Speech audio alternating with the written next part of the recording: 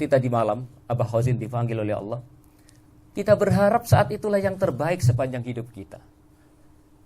Iman kita terbaik sepanjang hidup kita, Islam kita terbaik sepanjang hidup kita, kemudian ikhlas kita terbaik sepanjang hidup kita. Kita semuanya mengarah ke sana. Jadi di ujung hayat kita nanti kita berdoa berharap itulah keadaan kita yang terbaik sepanjang hidup kita. Itulah yang dikatakan oleh Allah, wala tamutunna illa wa antum muslimun. Jangan sekali-kali kamu mati kecuali dalam keadaan betul-betul muslim. Nah, alhamdulillah Bapak Ibu ini sudah berproses, Pak, ya. Yang ke masjid, yang ke pengajian ini sudah berproses. Mudah-mudahan Allah menempatkan kita nanti di ujung hayat kita yang terbaik sepanjang umur kita.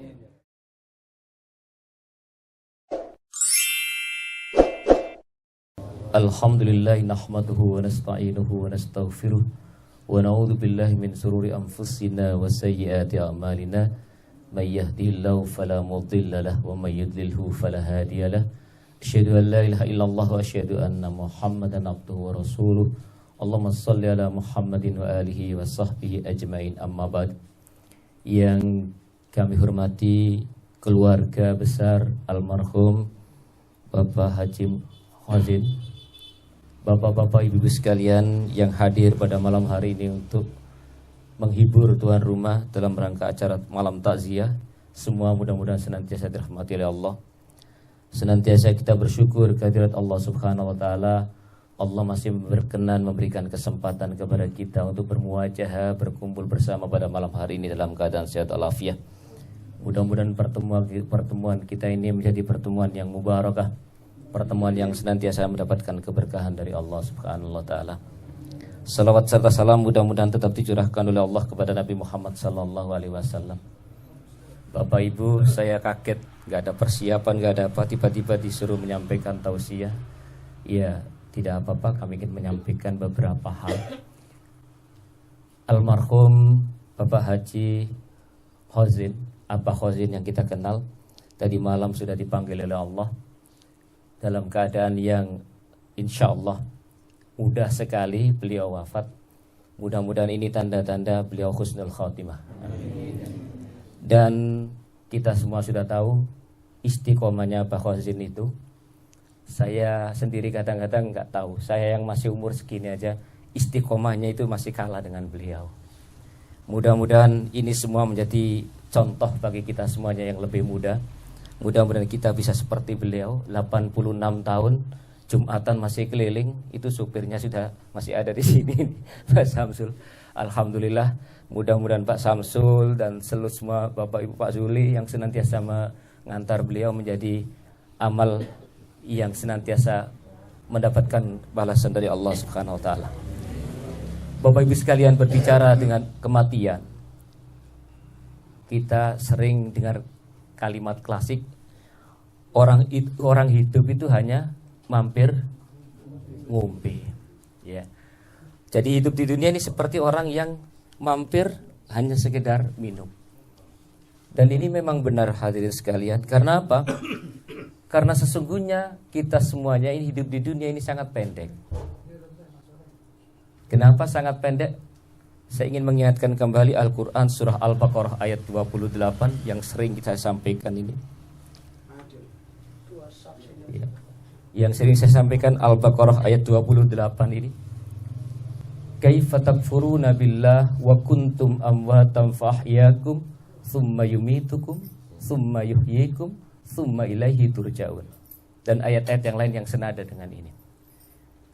Mengapa kamu ingkar kepada Allah padahal dulunya kamu mati, kemudian dihidupkan oleh Allah, kemudian dimatikan kembali, kemudian dihidupkan kembali, dan kepada Allah kalian akan mempertanggungjawabkan apa yang kalian lakukan. Dari ayat ini Bapak Ibu kita sudah paham ada 4 tahapan yang dilalui manusia, yaitu mati ketika kita belum dilahirkan, hidup tahapan yang kedua saat ini, kita hidup di dunia masuk tahapan yang kedua, tahapan yang ketiga adalah mati, tahapan yang keempat dihidupkan kita kembali dari alam kubur, kita dikumpulkan di mahsyar. 4 tahapan ini sesungguhnya tahapan yang paling pendek, tahapan yang kedua ini Bapak Ibu sekalian. tahapan di dunia ini. Pada awalnya kita ini mati, kita belum ada. Belum dilahirkan oleh ibu kandung kita dalam posisi mati. Itu lama waktunya, kita belum ada. Mulai Nabi Adam sampai kita dilahirkan lama sekali. Tapi tidak ada masalah, itu sudah lewat. Kemudian masuklah kita pada tahapan yang kedua ini di dunia. Berapa lama kita di dunia? Abah Khazin alhamdulillah sampai umur 86 tahun. Siapa ada jaminan yang di sini bisa 86 tahun? Tidak ada yang jaminan sama sekali kita sampai pada usia 86 tahun. Taruhlah kita sampai usia 80 tahun. Itu menurut kita sudah agak cukup panjang. Tapi sesungguhnya tahapan yang kedua ini pendek sekali dibandingkan tahapan yang ketiga ketika kita masuk alam barzah, alam kubur. Kata Allah, "Tsumma yumitukum", kemudian engkau dimatikan setelah di dunia ini, masuklah kita ke alam kubur. Berapa lama alam kubur ini? Lama. Sampai hari kiamat, sampai kita dibangkitkan oleh Allah, dikumpulkan di mahsyar. Panjang, bisa berabad-abad, bisa ratusan tahun, bisa ribuan tahun. Lebih panjang dari tahapan yang kedua ini. Dan tahapan yang keempat, ketika kita dihidupkan kembali oleh Allah, dikumpulkan di mahsyar, itu lebih lama lagi. Yaumul hisab, masuklah kita ke surga atau ke neraka. Ke neraka mungkin bisa diampuni dosa-dosa kita, berapa lama kemudian dimasukkan di surga. Di surga lebih lama, jauh lebih lama lagi dari tahapan-tahapan yang sebelumnya. Nah, Bapak Ibu sekalian, dari ayat ini kita memahami bahwa kita sekarang ini pada tahapan yang kedua, hidup di dunia ini. Tahapan ini sangat pendek dibandingkan tahapan-tahapan yang lain. Bahkan sekarang ini malah mungkin ke depan ini generasi yang akan datang ini usianya tidak tua-tua, lebih muda lagi. Kenapa? Mohon maaf, sekarang ini anak 20 tahun, 25 tahun sudah kena penyakit gula, diabetes. Kemudian sudah gagal ginjal pada usia muda karena makannya berbeda. Senangnya di kafe dengan macam-macam minuman yang dari kimia dan sebagainya. Kembali pada bahasan kita, Al-Baqarah ayat 28 itu menggambarkan ada 4 tahapan yang dilalui manusia. Dan kita sekarang ini pada tahapan yang kedua, tahapan yang paling pendek dari tahapan-tahapan yang ada itu. Kemudian Bapak Ibu sekalian, tapi tahapan yang sangat pendek ini, tahapan inilah yang sesungguhnya menentukan tahapan-tahapan kita yang selanjutnya. Ketika kita bisa mengarungi di dunia dengan baik dan benar, maka kita akan mengarungi tahapan selanjutnya dengan baik dan benar, dan nyaman. Tapi sebaliknya ketika kita tahapan yang kedua ini, kita arungi tidak sesuai dengan ketentuan-ketentuan Allah, maka ke depan kita akan memperoleh kesengsaraan. Pada tahapan yang pertama kita tidak menanggung apa-apa ketika kita masih mati. Belum dilahirkan oleh ibu kandung kita ke dunia ini, kita tidak menanggung beban apa-apa.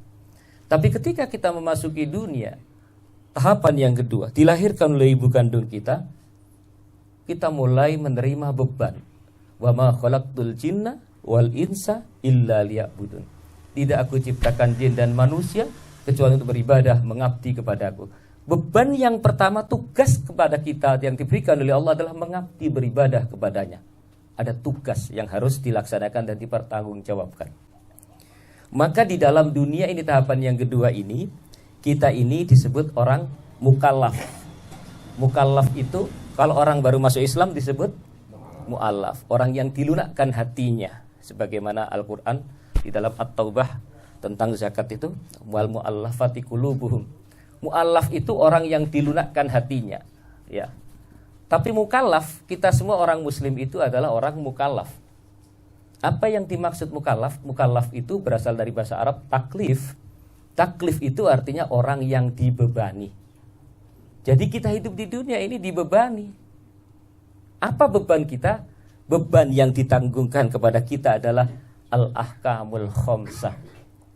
Hukum yang 5. Wajib, sunnah, haram, mubah, makruh.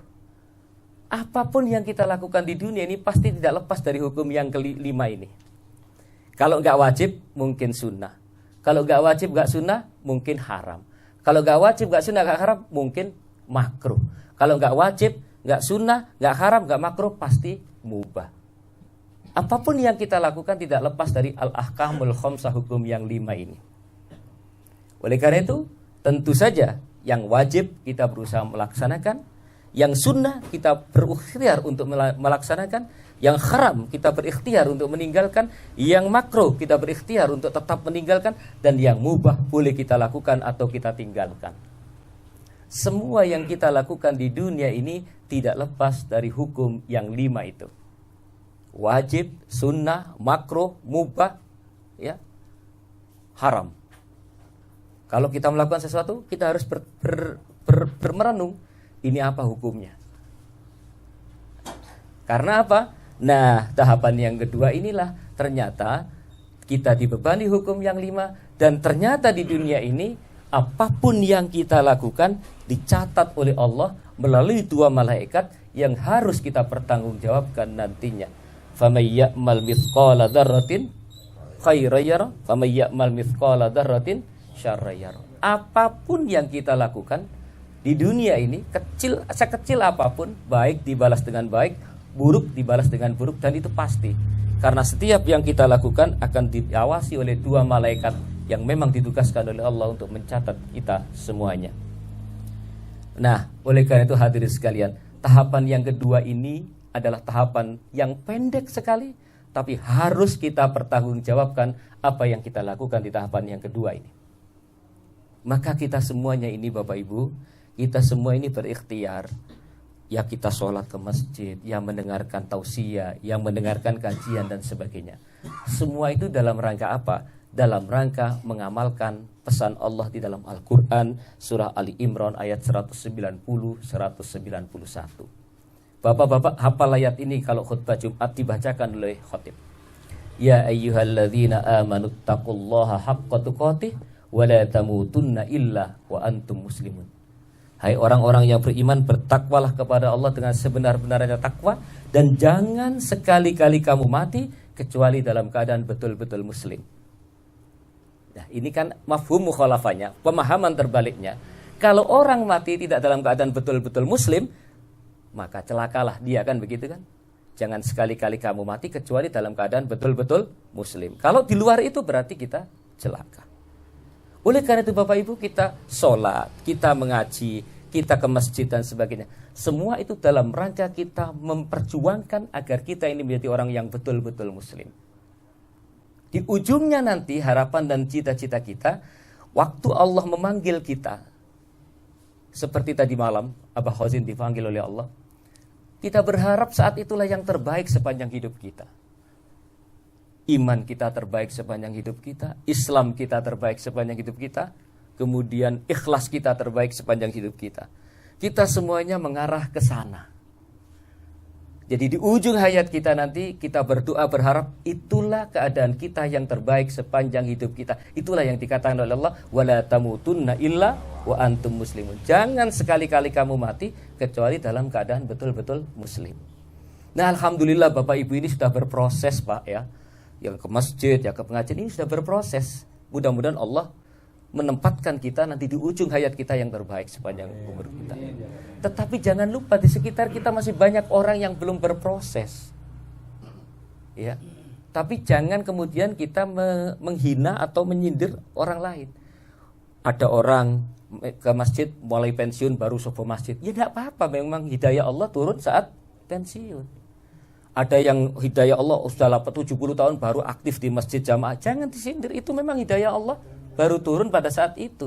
Yang kita sedih, saudara kita sudah sepuh, sudah sakit-sakitan, tapi belum memulai proses untuk dalam rangka bertakwa kepada Allah.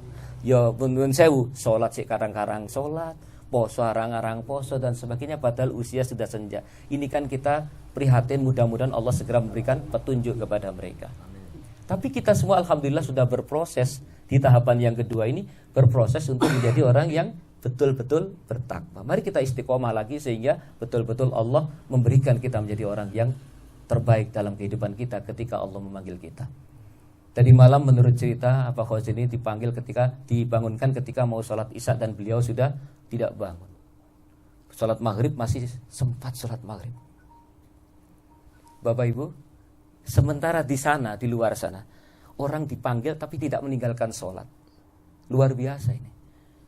Mudah-mudahan kita semuanya mampu melakukan itu.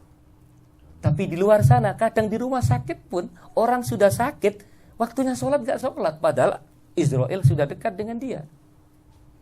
Orang sudah sakit, sudah parah, mau sholat aja loh beratnya di rumah sakit. Seandainya dipanggil Allah dalam keadaan meninggalkan sholat, kira-kira bagaimana itu? Maka orang sakit pun, Bapak Ibu sekalian, diingatkan tetap sholat. Pak, sudah gak bisa apa-apa, yuk dengan isyarat. Pak, gak bisa wudu, ditayamumi. Tidak ada kamus dalam Islam itu orang dibenarkan meninggalkan sholat, kecuali orang yang tidak sadar, kecuali orang gila, ya kan?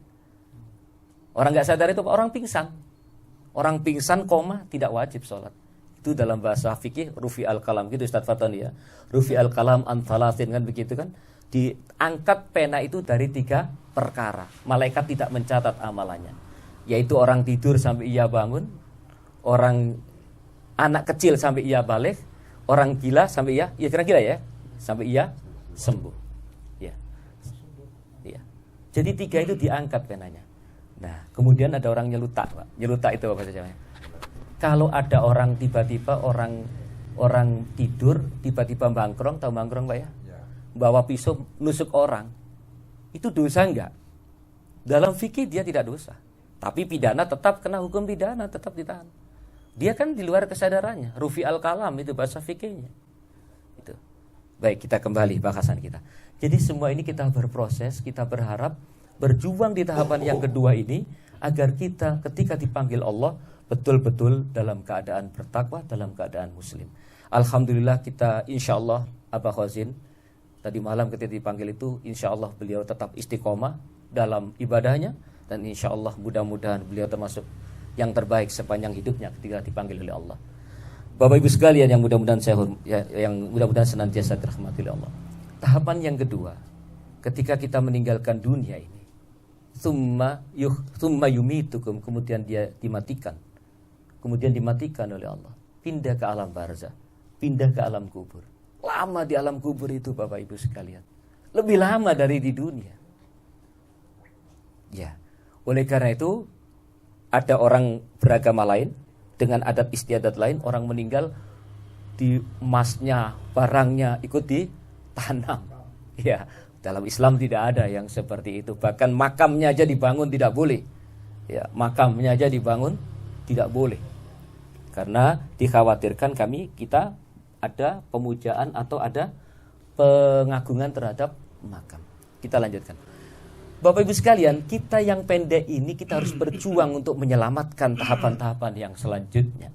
Ketika kita meninggal dunia sudah tidak ada lagi yang bisa kita lakukan untuk investasi akhirat kita kecuali 3 perkara. Yaitu orang yang meninggal itu sudah putus amalnya kecuali 3 perkara. Amal sedekah jariyah. Insyaallah Pak Khazin ini kita sudah tahu beliau terus cawe-cawe dalam pembangunan baik Masjid Nurul Hidayah maupun yang lain-lain. Ya, insyaallah. Kemudian yang kedua, anak yang soleh yang selalu mendoakan kedua orang tuanya. Itu yang masih bisa nyambung. Insyaallah putra-putri beliau insyaallah termasuk anak putra-putri yang soleh. Mudah-mudahan tetap ingat setiap selesai sholat, Allahumma firli wali walidayya warhamhuma kama rabbayani shaghira. Itu paling minim doanya. Itu paling minim ya.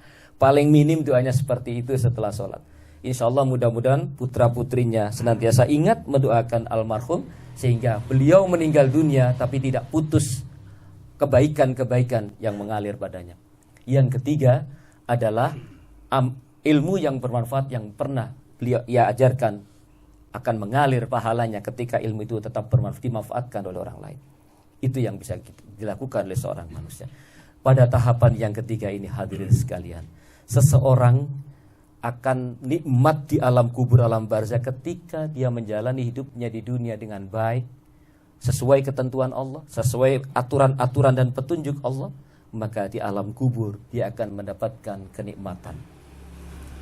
Dia insya Allah dalam hadis Rasulullah tidurnya itu sangat nyenyak seperti tidurnya pengantin begitu. Wah, ini hadisnya perlu lagi. Jadi orang meninggal yang orang meninggal dan orang dalam keadaan baik di dunia baik, sampai dunia sampai kiamat itu terasa sebentar sekali. Tidak lama tiba-tiba kiamat.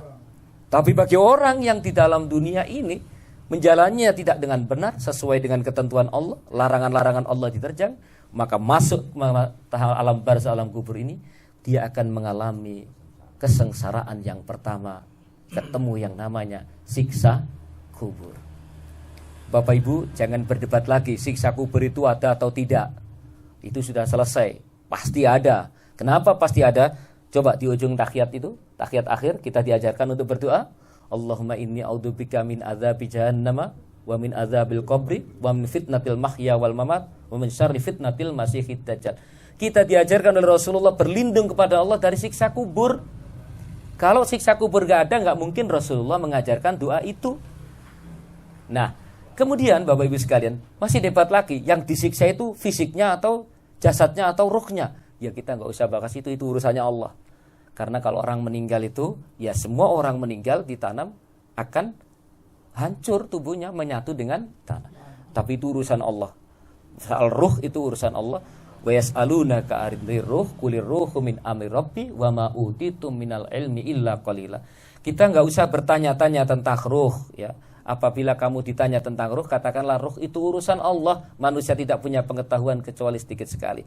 Jadi Bapak Ibu kalau ada yang ngajak debat, yang disiksa itu jasadnya atau ruhnya, enggak usah, itu urusannya Allah. Sampean kalau ingin ketahui mati osek ben ngerti kan itu. Yang jelas siksa kubur itu ada. Nah, kita lanjutkan. Bapak Ibu sekalian, siksa kubur ada. Kemudian kalau kita berhasil mengalami dunia ini dengan baik, maka kita akan tenang sampai hari kiamat. Kita tidur seperti orang tidur begitu saja, mati itu. Nikmat kita di alam kubur ketika kita di dunia ini menjalani dengan baik dan benar. Maka kemudian masuklah kita tahapan yang keempat, tsumma yuhyikum, kemudian engkau dihidupkan oleh Allah. Kita dihidupkan semua dari manusia yang pertama sampai manusia terakhir, dari Nabi Adam sampai manusia yang terakhir, dihidupkan oleh Allah di tempat, dikumpulkan di satu tempat yang namanya mahsyar. Ini sudah kita tahu semua ceritanya. Saya ingin men-stressing saja. Nah, nanti kita di mahsyar itu kita akan ngurusi diri kita sendiri. Seorang suami tidak akan ngurusi istrinya, istri tidak ngurusi suaminya, karena semua punya beban masing-masing. Semuanya sudah ngurusi dirinya sendiri. Dan pada saat itu manusia cemas, takut, khawatir apa yang akan ia alami ketika dikumpulkan di mahsyar itu. Maka ketika itu Allah berfirman di dalam Al-Quran, Iqra kitabak kafa binafsikal yawma alaika hasiba, dalam surat Bani Israel. Bagaimana sebelumnya itu, ayat sebelumnya itu mengatakan begini, kelak nanti akan dijumpai buku dalam keadaan terbuka. Buku apa itu? Buku catatan amalan kita sepanjang hidup di dunia ini. Kemudian Allah mengatakan, Iqra kitabak, baca catatan amalanmu ini. Kafa binafsikal yawma alaika hasiba, cukup dirimu sendiri yang menghitung-hitung. Wis awakmu iku api apa elek, hitung-hitungan dhewe. Kira-kira gitu bahasa Malangannya. Dan kita memang ditunjukkan catatan kita yang dicatat oleh dua malaikat yang tidak pernah lepas dari aktivitas kita itu.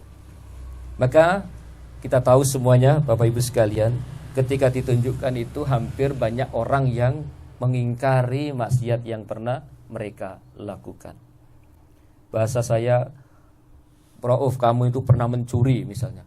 Tanggal sekian, ya Allah saya nggak pernah mencuri, ya Allah kenapa catatan saya ada? Hampir begitu kita. Saya ini nggak pernah korupsi, kenapa catatan saya ada? Saya ini nggak pernah menipu orang lain, kenapa catatan saya ada?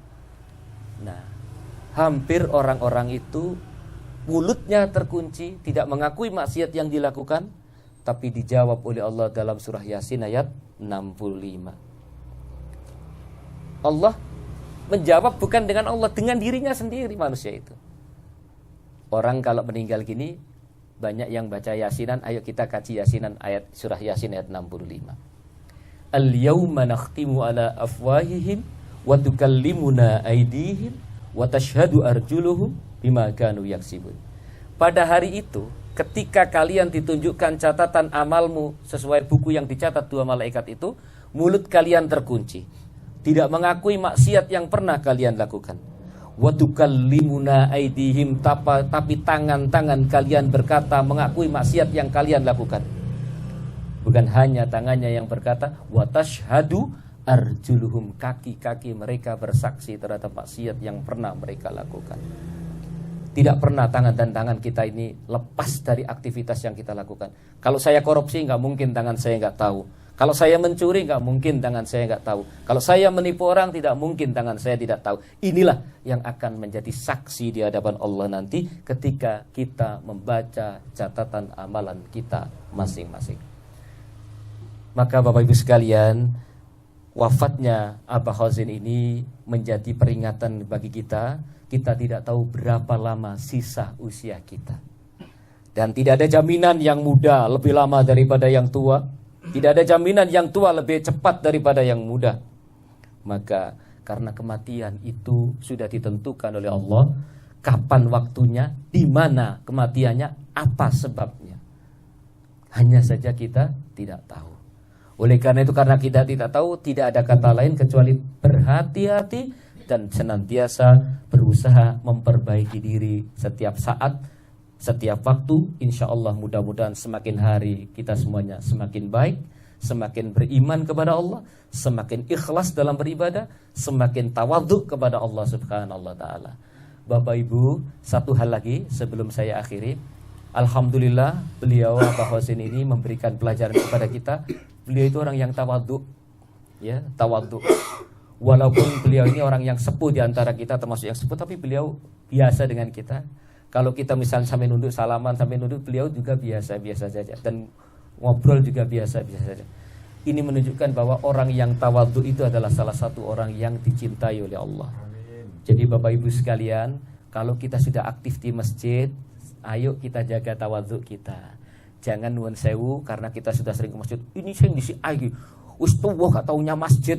Wah, aku sing omahe adoh seringnya masjid. Jangan. Ini kata-kata sombong. Ya. Ini kata-kata sombong.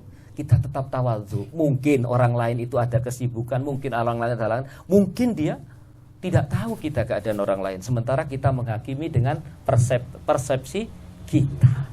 Kita nggak tahu si A, si B itu kesulitannya apa, si C itu kesulitannya apa. Kita mengukur orang lain dari pendapat kita.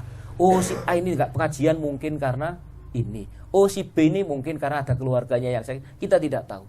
Karena kita tidak tahu semua, maka kedepankan husnudzon kepada orang lain. Jangan suudzon kepada orang lain. Insya Allah kita ini kalau banyak husnudzon itu hati itu marem, Pak. Nggak sakit-sakitan ya. Oh, nggak paling. Tapi kalau kita sakit hati kepada orang, ini yang bikin kita cepat mati ini, Pak. Sakit hati, tersinggung dengan orang lain. Kemudian kita punya musuh, kita pikir terus musuh kita itu menjadi kita jadi sakit. Ngapain kita mikir orang lain sebab kita sakit? Mending kita mikir diri kita sendiri biar diri kita sehat. Ini barangkali yang dapat saya sampaikan. Kalau ada yang manfaat, mudah-mudahan itu semata-mata dari Allah. Mudah-mudahan kita bisa mengambil manfaatnya. Kalau ada yang salah, itu kelemahan saya. Mudah-mudahan Allah mengampuninya. Mari kita doakan. Mudah-mudahan Abah Khazin diampuni seluruh kekhilafannya, diterima seluruh amal ibadahnya, dan mudah-mudahan beliau husnul khatimah ketika kemarin dipanggil oleh Allah Subhanahu wa taala. Kepada keluarganya, putra-putrinya, mudah-mudahan dijadikan anak yang solihah, yang solih dan solihah, yang senantiasa mendoakan beliau setiap selesai sholat sehingga tetap bersambung kebaikan kepada beliau. Dan kepada seluruh keluarga besar yang ditinggalkannya, mudah-mudahan Allah memberikan ketabahan, kesabaran, dan mudah-mudahan Abah Khazin ini menjadi teladan bagi kita semuanya, menjadi orang tua bagi kita semuanya, dan mudah-mudahan di akhir hayat kita semua bisa menteladani istiqomah dalam sholat dan sebagainya. Kurang lebihnya mohon maaf. Billahi taufiq wal hidayah. Wassalamualaikum warahmatullahi wabarakatuh.